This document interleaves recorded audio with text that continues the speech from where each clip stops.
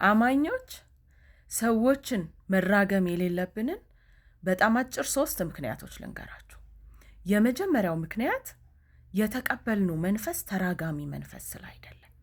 በሉቃስ ወንጌል ምዕራፍ 9 ላይ ጌታ ኢየሱስ ከደቀ መዛሙርቱ ጋር ወደ ኢየሩሳሌም ይገባል።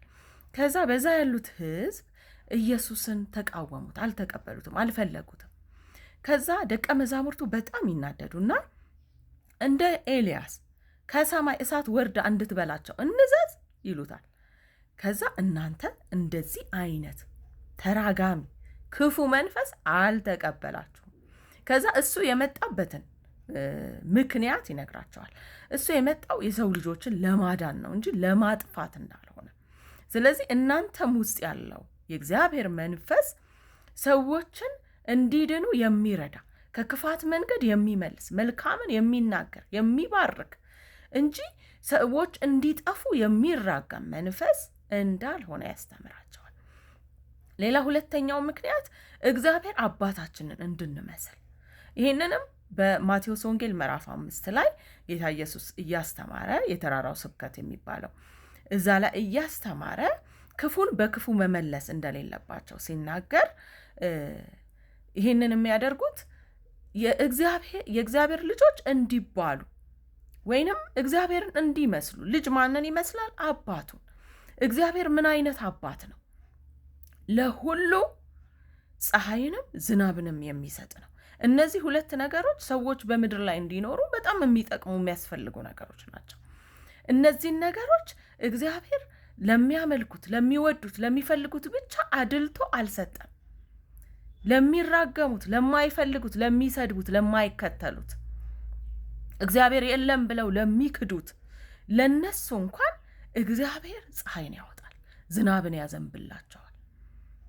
ስለዚህ እናንተም የእሱ ልጆች እንድትባሉ ክፉ በሚያደርጉባችሁ ላይ፣ በሚረግሟችሁ ላይ አትራገሙ። የሚያሳድዷችሁን አታሳድዱ፣ የሚሰድቧችሁን መልሳችሁ አትስደቡ። እንደዚህ ስላለን ማለት ነው። ሌላው 3ኛው ምክንያት በረከትን ልንወርስ ስለተጠራን። ይህም 1ኛ ጴጥሮስ ምዕራፍ 3 ላይ አለ። እኛ የበረከት ልጆች ነን። የተጠራኑ በረከት ልንወርስ ነው እንጂ ተራጋሚዎች አይደለንም፣ ወይንም እርግማንን ለመውረስ አልተጠራንም። ምክንያቱም የሚዘራውን ሰው እንደዛው ያጭዳል አይደለም።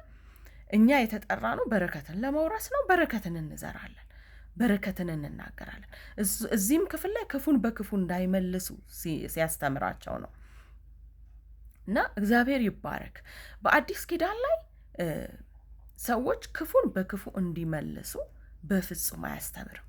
ጌታ ኢየሱስም ሲያስተምር አንድም ቦታ ላይ እንደዚህ አይነት ትምህርት የለም። እንደገና በደቀ መዛሙርቱም ሐዋርያቱም ያስተማሩት ትምህርት ውስጥ አንድም ቦታ ክፉን በክፉ እንዳንመልስ፣ የሚረግሙንን እንድንባርክ እንድንመርቅ ነው የእግዚአብሔር ቃል የሚያስተምረን። ስለዚህ በዚሁ ልባርካችሁ እናንተንም ይህንን ለምትመለከቱ ሁሉ በእውነት የልባችሁን መሻት እንደ እግዚአብሔር ፍቃድ የሆነውን በውስጣችሁ ያለውን መሻት ሁሉ እግዚአብሔር ይሙላላችሁ፣ ይስጣችሁ፣ ይፈጽምላችሁ። እግዚአብሔር ከሁኔታዎቻችሁ ከያዛችሁ ከሚጎትታችሁ ነገር ሁሉ በላይ ከፍ ያድርጋችሁ። በጌታ በኢየሱስ ክርስቶስም ለእግዚአብሔር ሐሳብ ኖራችሁ የምታልፉ ሰዎች ሁኑ። በጌታ በኢየሱስም በምድራዊ ሐሳብ ተይዛችሁ በኑሮ በተለያየ ነገር ተይዛችሁ የምትቀሩ አትሁኑ። እግዚአብሔር መልካምነቱን በሕይወታችሁ ላይ በሙላት ይግለጥባችሁ።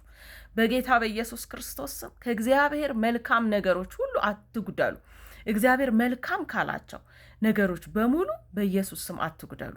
ቤታችሁ፣ ሕይወታችሁ በእግዚአብሔር መልካሚቱ እጅ የተጠበቀች ትሆን። እግዚአብሔር መከናወንን ይስጣችሁ። በነገር ሁሉ መከናወን፣ ስኬትን እግዚአብሔር ይስጣችሁ። ከነገሮቻችሁ በላይ እግዚአብሔር ከፍ ያድርጋችሁ። እግዚአብሔር ያድምቃችሁ። እግዚአብሔር ከፍ ያድርጋችሁ። ተቀባይነትን ይስጣችሁ፣ ሞገስን ይስጣችሁ። በሰዎች መወደድን እግዚአብሔር ይስጣችሁ። በኢየሱስ ክርስቶስም የእናንተ ነገር በጌታ በኢየሱስ ስም በሰው ሁሉ የሚፈለግ የሚወደድ ይሁን። የእግዚአብሔርን ብርሃን ወይንም በላያችሁ ላይ ያለውን የክርስቶስን ብርሃን የተቀበላችሁትን ብርሃን ከፍ አድርጋችሁ የምታሳዩ፣ የምታበሩ፣ የምታንጸባርቁ፣ ክርስቶስን የምታንጸባርቁ ያድርጋችሁ። ተባረኩ፣ ለበረከት ሁኑ። በኢየሱስ ስም ባረኳችሁ። አሜን።